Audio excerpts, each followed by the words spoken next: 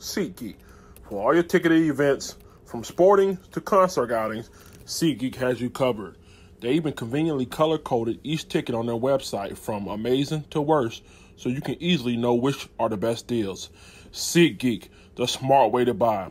Save $20 off your next ticket purchase with the promo code. Ah, shit!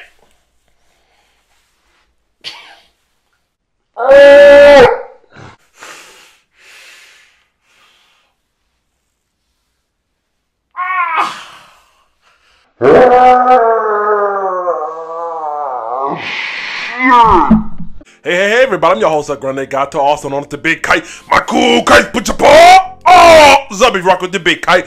Happy New Year's, man. Today, we're going to talk about the Carolina Panthers, Gerald McCoy Tre Boston. Am I my brother's keeper? It most certainly seems. So we'll talk about they jumped to my man Cam Newton's defense. But did they cross the line in doing so? We'll talk about it. But first, one good question. Merry New Year. Feliz Navidad. Do you like Carolina Panthers? Like I love the Carolina Panthers. Yes? No? Maybe? Are you ready to jump ship? Man, I can't deal with the Panthers no more. Are you a hater? Are you ready to give up on them? If you look at give me that. 2020, let all the losses be forgot. Damn! I'll tell you why. Did Gerald McCoy, Tre Boston, cross the line with their latest comments. Let's get into it. That boy is good. Before we get started, make sure you subscribe, click the notification bell so you don't miss a video. Happy New Year's once more. Hopefully you're watching my video at home and not in a holding cell because you drank too much last night. So, man, Happy New Year's to you guys. Make sure you subscribe. Listen, we got 4,800 subscribers. Once we hit 5,000, I'll be giving away that custom Carolina Panthers helmet worth $300 value. It is a Marvel's Avengers. On one side, Thanos, and you got Carolina Panthers logo fading on the other side. So make sure you subscribe. You don't want to miss out on that. Also, man, tonight, the much anticipated weighted series, the Carolina Panthers evaluation series, starts tonight, where we're going to take a long look at players that are going to need to be evaluated far as released, re-signed, traded, or whatever. And it starts tonight with one Cameron Gerald Newton. You don't want to miss this. Probably drop around 9:30, 10ish. Make sure you tune in for that. But today, we're here to talk about some statements made by Tre Boston and Gerald McCoy. They might have been a little offensive, or were they just being brutally honest? We'll talk about it. Let's start with Gerald McCoy. Now, if you look up on your screen right here, according to Jordan Rodriguez, the Carolina Panthers team reporter, said that Gerald McCoy said if the Panthers let a healthy Cam Newton walk, it would be the dumbest thing they ever did. Close quote. There aren't a lot of Cam Newtons walking around. In fact, there aren't no Cam Newtons walking around, close quote. Check this out right here, man. What he said was noble. What he said was honest. What he said was truthful. But the content and what you used, the words you used, the dumbest thing ever, you took a shot at your owner. Because if your owner has plans to do anything contrary as far as getting rid of him or bringing another quarterback in, now you're going to make those words stick to him as a dummy. And as a guy who signed a 1-year contract, hey, border seed, I don't know if that's a good move. Now, let's be honest. Okay, we all need to have a reality check with ourselves. You, I, the players, everybody. Cam Newton's good. Cam Newton's great, okay? But this is a business, all right? So if Tepper chose not to bring him back, it would be strictly off of business merit, nothing personal. Cam Newton's a hell of a man off that field, charitable man, nice guy, hell of an athlete when he's healthy on the field. But here's the thing, y'all. Even with a healthy Cam Newton this year, we still were giving up 32-plus points back-to-back games. We also were giving up 100-yard rushers like free condoms at the health clinic. Just giving them out, 100-yard rushers, yeah. So let's be real with ourselves. Instead of us losing by 32 with a healthy Cam, we would have been losing by 10 because we still couldn't stop the run. He couldn't play defense. Okay, he couldn't cover. So he can't play cornerback, he couldn't do those things. So let's be real. Now, with that being said, you know, I could tell that Cam has had a lot of impact or heavy impact on certain players for him being the man that he is.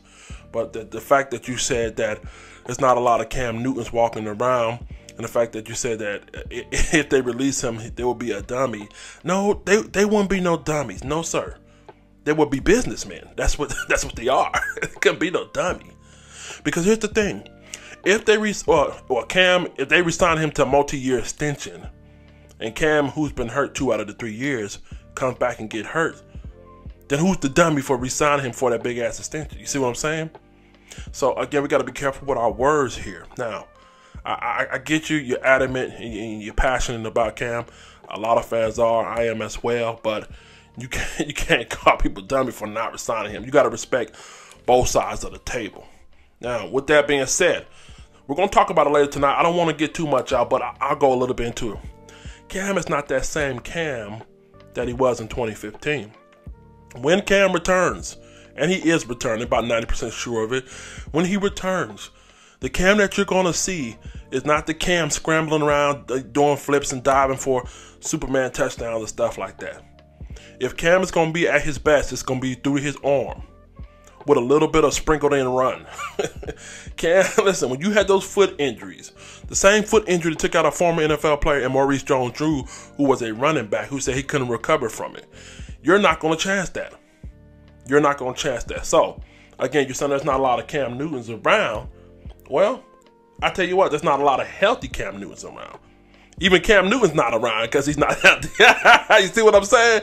So listen, man. I wish him all the best, but you got to be careful with your words here. It's all about business. I do believe if Cam Newton returns to glory, it's going to be through his arm. Oh, yeah. It ain't over, motherfucker. Now, moving on to my next point here. Does this make Gerald McCoy a firing target? No, I don't think so. Let's take a look at his numbers. If you look up on the screen right here. Last year, 15 solo tackles, 5 sacks, which put him at 73rd in the league. And check this out, 0 forced fumbles. And check this out right here. He's only 1 sack off from his average his last 2 years. His last 2 years, he had 6 sacks. And then the third year, he had 7 sacks. So, I mean, you pretty much got what you paid for. You got the production out of him that you paid for. Now, do I believe he could have had more? I think he could have. I think when KK went down, I think that was really his time to shine as a solo dominant defender. But one thing that was proven about Gerald McCoy in KK's absence is he's no longer the guy that can be that superstar by himself. I honestly believe if KK was in, you probably would have seen more of a production. And I'm pretty sure that's what Ron Rivera brought him in for, to have a 1-2 tandem on that line. So, if anything, what was proved about Gerald McCoy is he's not that superstar guy, but he is an effective pass rusher, and he is an effective run stopper at times. Okay, so he can do it. But my thing is that, do we resign him? Well, we'll talk about that later on another episode of evaluation. So I ain't gonna give you that right now. But I tell you what, man, as far as his production, you gotta always bring somebody's production into question when they open up their mouth. So with that being said, yeah, you got what you paid for. It looks like he was 1 sack off from his norm. Oh, yeah. It ain't over, motherfucker. Next man up, yeah, Tre Boston. They went family style on this reporter. Choo, choo. My turn. I want to talk. 5 minutes of fame ass niggas, huh? Couldn't wait to get to a report and divulge all kind of damn information. I'll tell you how I feel about that here in a second. But let's start with Tre Boston. Tre Boston up next. He went to Joe Person. That's right. Carolina Panthers team reporter and The Athletic also said on Twitter, the rest of those boys are playing to 40. But they got O-lines. Why does Cam get to have just the average line, get beat up, and the rest of these guys have healthy offensive lines and get the same treatment as, oh man, these guys can play to their 40 with ease, close quote. Again, is he being brutally honest, or is he crossing the line with these kind of statements? You put your owner, you put your GM in the crosshairs when you make statements like shitty offensive line, which is fall squarely on your GM and your owner, but I'm pretty sure has something to do with it as well. So you got your guys in the crosshair. We'll talk about that here in a second. Let's look at some of your play. Now, again, if you open up your mouth, we got to examine your play. So let's check that out.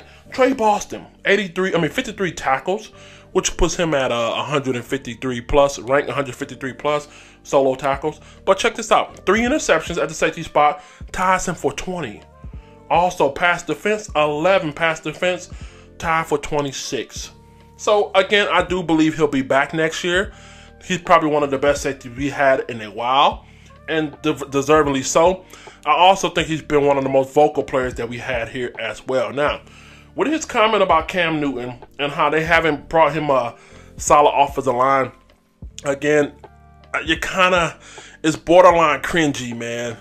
You know, because like I said, you put your owner and your GM straight in the crosshairs with their decision making, and you don't want to do that. But if you're going to keep it real, like you've been keeping it real, this is his normal. This is what he does. You know what I mean? He always had these kind of vocal expressions and stuff like that. Here's my thing: don't walk him back later. Okay, so don't walk him back later. You know, and he doesn't usually do a whole bunch of walking back, but stick to your words. But again, it's true. Cam hasn't had to have a lot of offensive line, but you took shots at your players. I mean, your teammates. Gerald McCoy just took a shot at the owner and the GM, but you took a shot at your teammates and your fucking GM and owner. You said his offensive line are average. Then you say, then you take a shot at your GM and say he ain't had nobody. Some venomous days, y'all. It's some venomous days in Carolina, man. Again, he's telling the truth and he's being honest, but leave that for shit like me. Guys like me, they ain't gonna do shit to me, but man, those some deep statements there. Again, you put your owner in the spot of put up or shut up. Statements like these, all it's gonna make is one or two things. Either you're gonna piss your owner off, he's gonna let you go, or he's gonna say, you know what, that guy's right. Let me go get him some help. And again, we know how valuable Cam Newton is. And listen, anybody with two set of eyeballs, okay? Anybody with two set of eyeballs know that Cam has had to carry this thing a long time by himself. Cam is the most toughest, I don't even know the toughest motherfucker there is when it comes to professional football. And he's endured the most.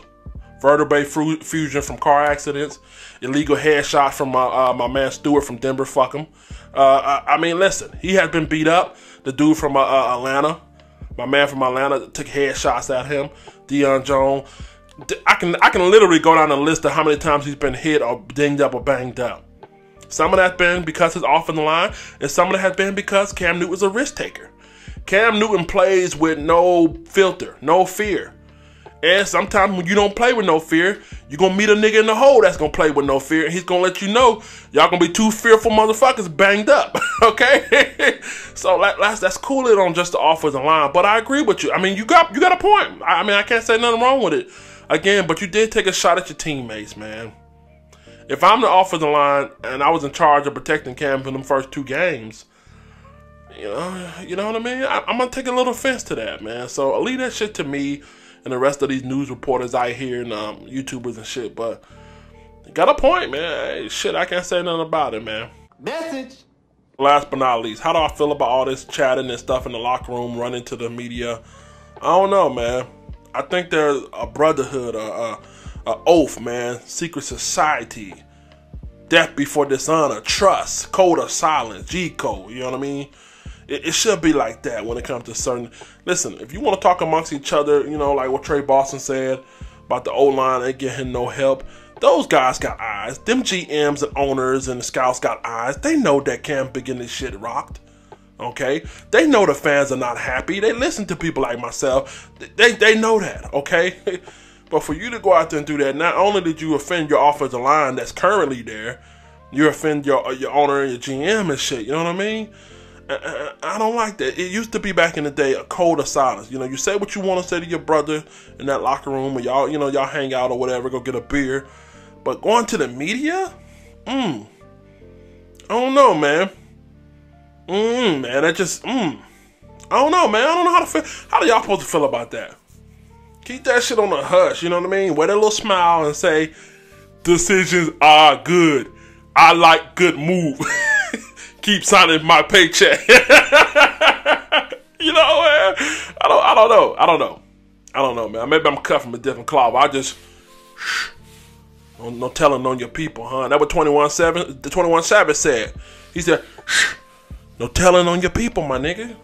I don't know, man. I'm your host, Elkman. Nigga, I also know the big kite. My cool kite. Put the ball. I'll be rocking with the big kite. Tune in tonight, 9:30, 10 o'clock. I'll be releasing the way to debut series of evaluation, starting with Cam Newton. We're going over numbers. We're going over contracts. We're going over gameplay. We're going over injury. We're breaking this thing down to a science. And at the end, we're going to find out what we should do with him. Then we're moving on. We're going to do this probably for a couple weeks. We're going to do Gerald McCoy Tre Boston. There's going to be a lot of other players on there as well. So make sure you tune and subscribe. Listen to the podcast on Google FM, Anchor FM, Podcast, Spotify as well. Let's get up out here. Let the church say.